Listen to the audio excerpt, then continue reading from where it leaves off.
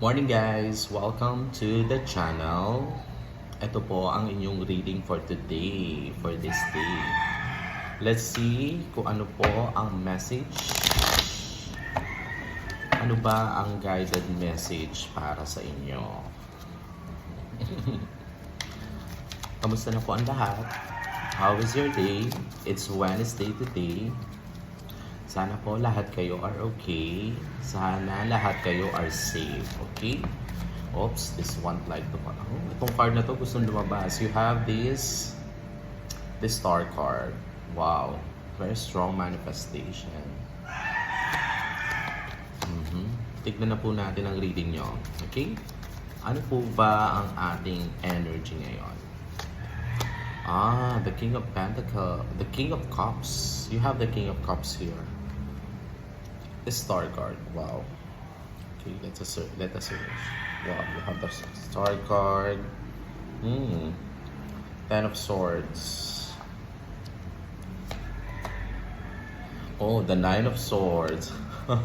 What is happening? Anong nangyayari?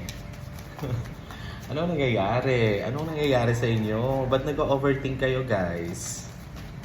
Huwag kayong mag-overthink masyado. You know what? You know, everything that you are manifesting now, you know, it really takes time. It will takes time to happen.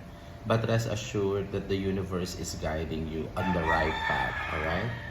You are working hard on it. You are really working hard on it. Ayan o. Sobrang inilalaban mo yung mga sitwasyon. Kahit merong mga taong umaalis na sa buhay nyo. Tapos merong mga situation kayong nalalaman na nare-reveal sa inyo na parang, oh my God, ganun pala yung nangyayari.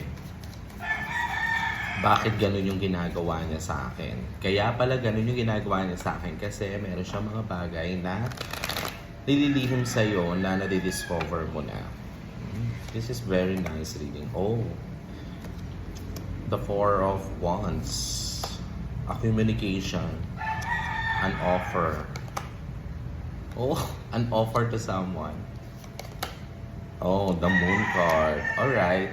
So, let's see what is the reading. So, alam nyo guys, ito lang yung masasabi ko for today, okay?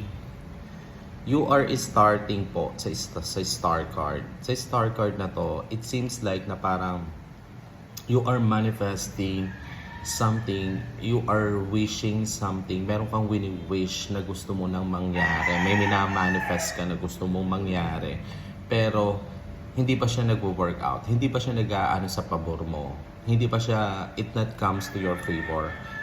Don't feel sad, don't feel negativity, huwag kang ma-negative, no negative vibes, kasi you have the King of Cups here. The King of Cups here, alam nyo, napapansin niya yung mga energy mo na negative. So, in the past few weeks, talagang super low vibe ka. Lahat ng mga ina-applyan mo, nade-decline ka. Yung person mo, wala nang time para kontakin ka. Wala ka ng panahon sa relationship mo. Yung business na inaano mo, medyo nagkakaroon ng delay. Kahit after all the things na ginawa mo, nag-effort ka ng sobra, hindi mo na alam kung anong gagawin mo, nakipag-communicate ka naman, tapos gumagawa ka naman ng way para i-communicate yung person na yon, pero wala pa ring reply sa'yo, tapos hanggang sa parang gusto mo na umalis na doon sa sitwasyon na yon, ayaw mo nang harapin yung sitwasyon na yon. You know what, ang advice sa'yo dito, stay put, stay calm, kasi you have this four of wands. Alam mo, itong four of wands na to, sinasabi nito sa iyo na parang wait, dyan ka lang, magantay ka lang, it will come to you. Tapos yung universe gina-guide ka, have patience.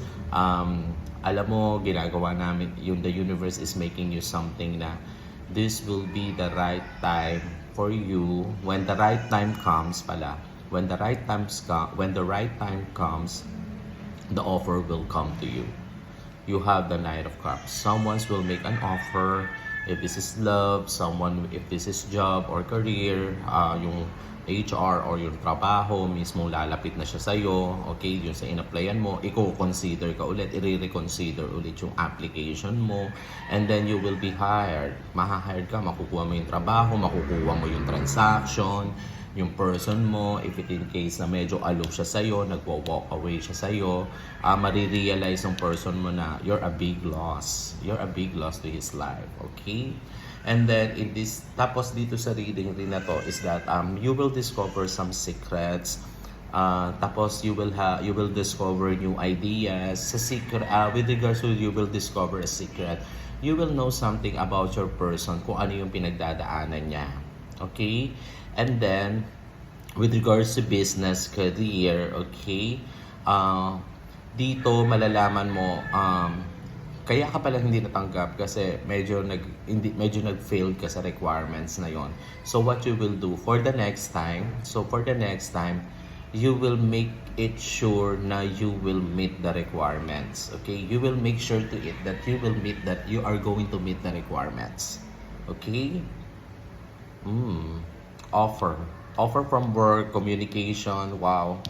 Love, family, career, love, offers come back to back. Bumabalik. Nice. Even though kahit pa paano pinahirapan ka nitong mga to. Even though kahit pa paano you have this, parang nahirapan ka, hindi mo alam, you are questioning yourself, bakit pa nangyayari sa akin to? Why this too much anxiety? Ba't nababahala ako, nade-depress ako, bakit ba palagi na lang ganun yung mga tao nagwo-walk away sa akin?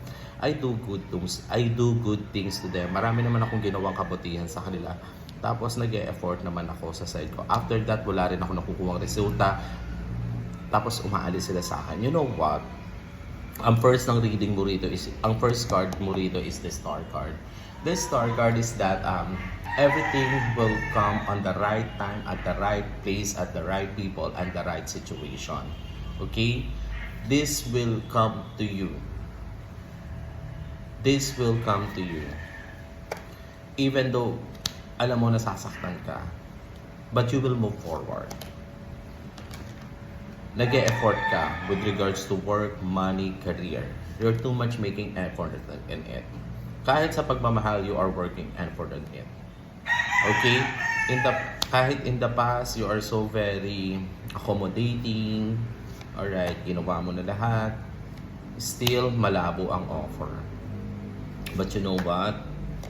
You will have an offer come after a few weeks from now. An offer is going to come to you.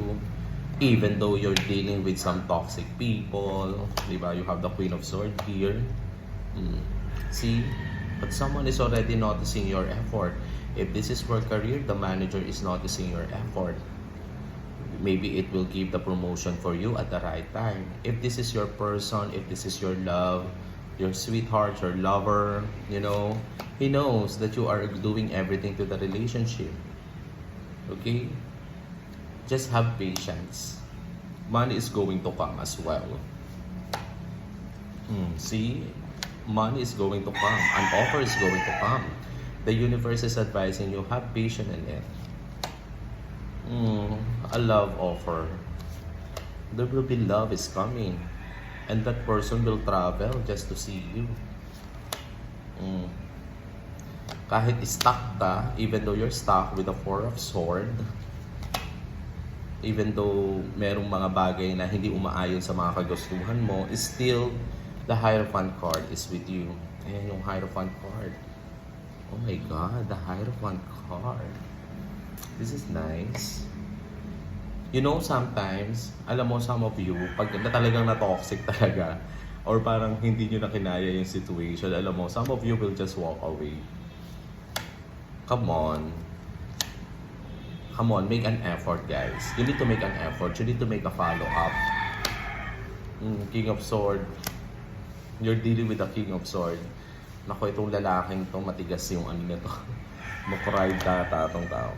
The Page of Sword. Oh, but you will counter this person with the Page of Sword. It means na parang okay, you are very hard to deal with. Okay, so I'll just step back. Okay, I also not communicate. If you are not communicating, I will also not to I will not also communicate as well. Wow, why?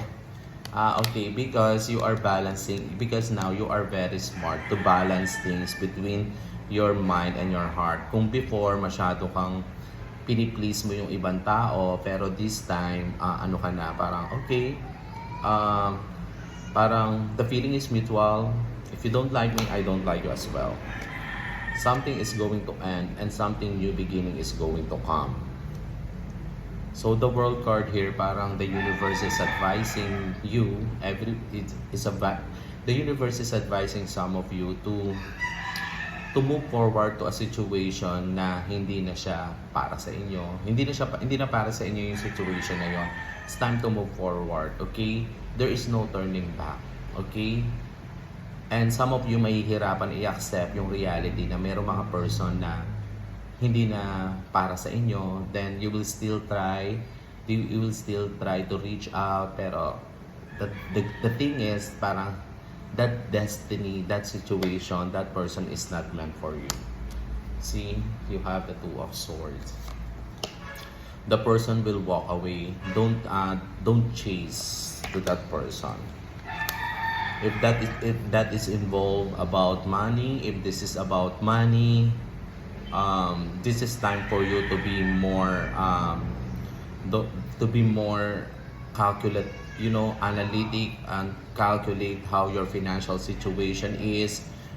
This time parang wag muna masyado magpapahiram ng pera. I-avoid mo muna yung mga bisyo. Pero pag na-avoid mo naman yon, you will be having the Queen of Cups. Yan.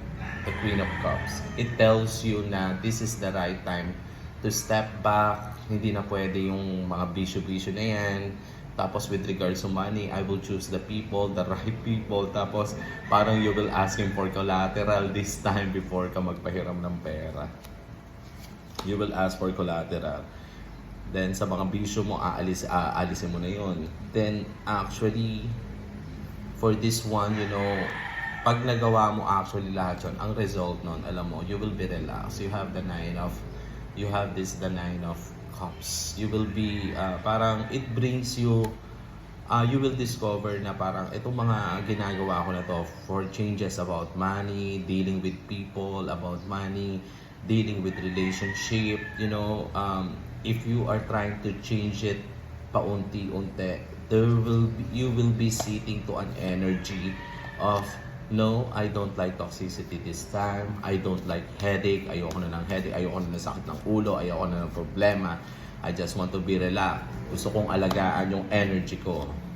And in the near future, you will work with group of people na nagva-value sa talent mo, binavalue ka as a person, binavalue ka bilang kaibigan, pamilya, everything. See the Justice card. Everything will be on your favor. Alright? So that is your reading. Thank you guys for coming back and thank you guys for coming in. Don't forget to click the bell and click subscribe. This is your reading for today. Bye!